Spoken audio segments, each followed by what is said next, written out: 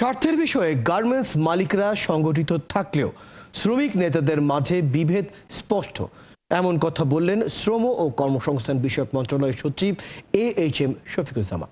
শনিবার রাজধানীতে debate for democracy আয়োজিত শ্রম অধিকার ও পোশাক খাতের অস্থিরতা নিয়ে ছায়া সংসদ বিতর্ক প্রতিযোগিতায় প্রধান অতিথি হিসেবে উপস্থিত থেকে তিনি এই কথা বলেন। তিনি বলেন, আশুলিয়া ও গাজীপুর কেন্দ্রিক গার্মেন্টসগুলোতে শ্রম অসন্তোষের পেছনে বিদেশি ষড়যন্ত্র রয়েছে, যারা এই অসন্তোষকে পুঁজি করে পণ্যের দাম আরও কমাতে চায়। আবার প্রতিযোগিতা কিছু দেশ চাইছে এই সুযোগে বাংলাদেশ থেকে ক্রয়াদেশ তাদের কাছে সরিয়ে নিতে।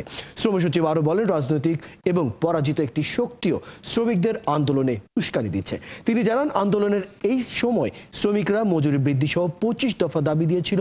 এর অনেকগুলো যৌক্তিক আর কিছু আছে অযৌক্তিক।